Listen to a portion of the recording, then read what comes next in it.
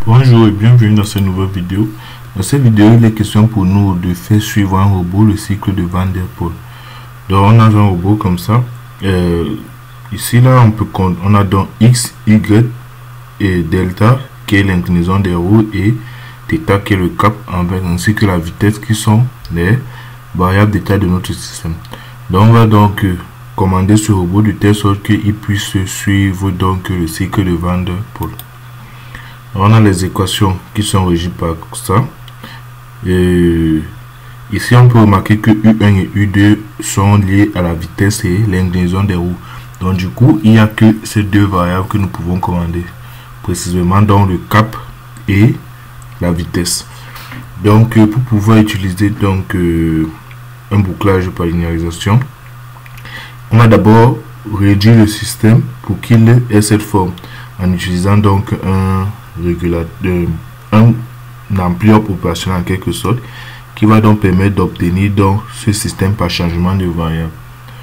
Et lorsqu'on aura donc ce système, on va pouvoir maintenant appliquer notre régulation. Donc voici donc ceci. On peut remarquer que le système en question, là on a U1. Donc si vous regardez, pour obtenir U1 bas ici, donc il faut poser ça égal à U1 et ceci égal à U2 bas. Du coup, il nous faut mettre donc un amplitude K qui va prendre dans la différence entre les deux multiplié par le gain et obtenir U2, et pareil ici pour U1. Donc on a l'expression donc de notre amplitude hop ici. Ici on choisit un coefficient 10. En fait, il faut choisir le coefficient K le plus grand possible. Donc dès qu'on a fait ceci là vous avez dans le régulateur donc qui va nous permettre de obtenir dans notre cycle de notre régulation. Donc on a W1 va permettre une régulation en vitesse puisque directement l'impact de la vitesse selon l'expression ici, et W2 va permettre une régulation en cap.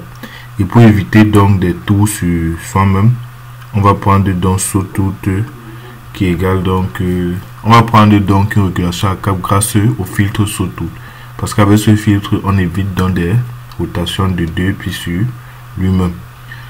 Donc et après dans ces régulations on pourra donc appliquer les équations de Van der Pol pour pouvoir donc obtenir son cycle.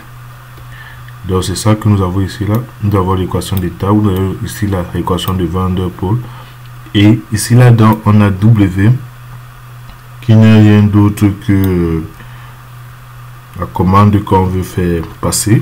Et là vous avez l'équation de Van der Pol, et après on a le premier régulateur, deuxième, avant que on introduit ça dans notre équation d'état.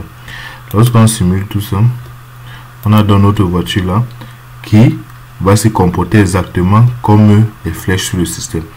Donc là les flèches toutes effectuent d'un virage. Du coup la voiture va effectuer elle aussi donc un virage pour pouvoir donc respecter le cycle de Van der Pol. Donc c'était l'essentiel de cette vidéo. Merci d'avoir suivi et à bientôt pour une nouvelle.